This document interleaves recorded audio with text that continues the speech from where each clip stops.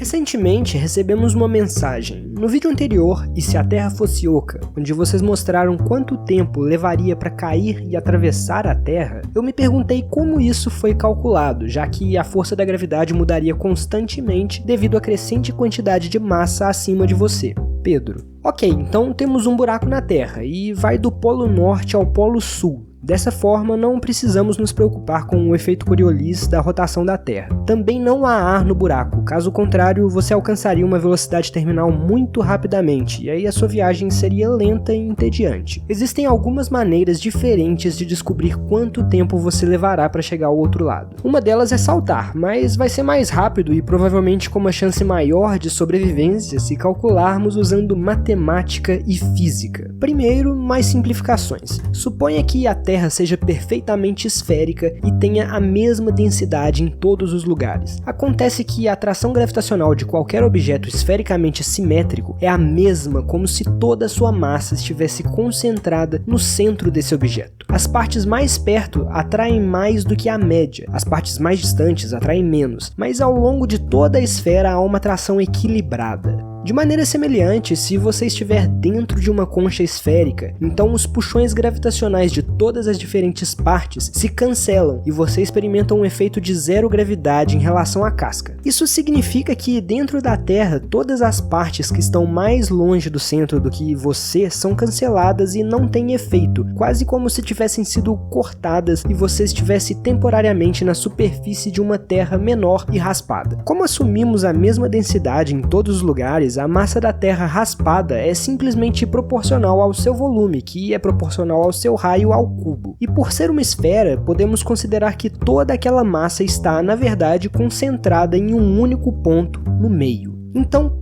quanto o ponto central da Terra raspada exerce de atração sobre você? Bem, a atração gravitacional entre dois objetos é proporcional às suas massas, mas inversamente proporcional à distância entre elas, ao quadrado. Então, temos que dividir a massa da Terra raspada pelo quadrado da distância que você está do centro, que é apenas o raio da Terra raspada. R ao cubo dividido por R ao quadrado é R. Então, a força sobre você é simplesmente F, que é igual a alguma coisa constante vezes a sua distância R do centro. Essencialmente, conforme você cai, a massa abaixo de você diminui, enquanto a atração gravitacional média sobre você de qualquer pedaço dessa massa aumenta, mas a massa diminui mais do que a média do aumento da gravidade sobre você. Assim, à medida que você se aproxima do centro da Terra, você cai cada vez mais rápido, mas a força que te puxa para o meio fica cada vez menor. Exatamente no meio, você experimenta uma força resultante nula, porque a Terra está te puxando igualmente em todas as direções, apesar de que você está indo tão rápido que continua a viajar rumo ao outro lado gradualmente mais devagar devido à força agora crescente que te puxa de volta para o meio. Exatamente a mesma equação, algumas coisas constantes vezes a distância, também descreve uma massa em uma mola, ou um pêndulo simples, ou um gato em uma parábola. E ao estudar aquelas equações, sabemos que o tempo gasto pelo objeto em movimento, seja ele qual for, para ir de um lado para o outro, tem uma equação simples, π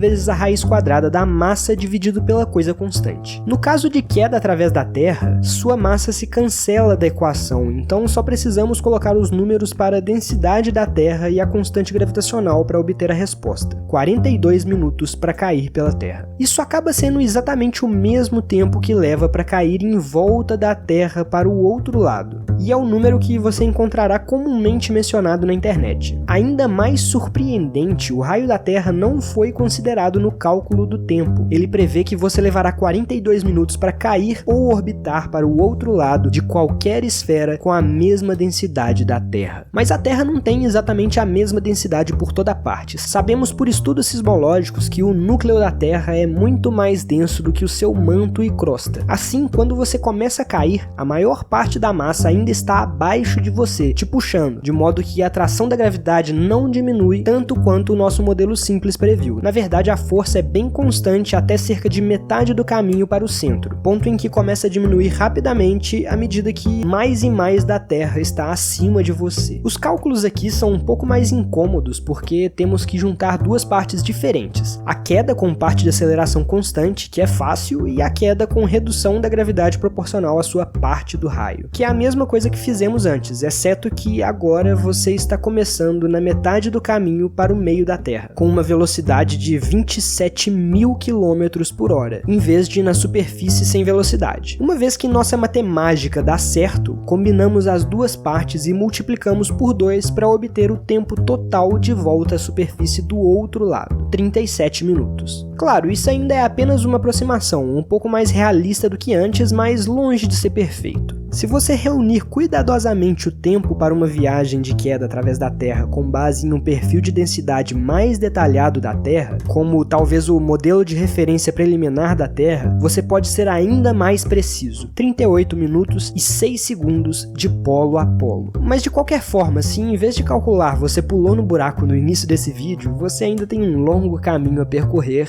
antes de chegar do outro lado da Terra. Boa viagem!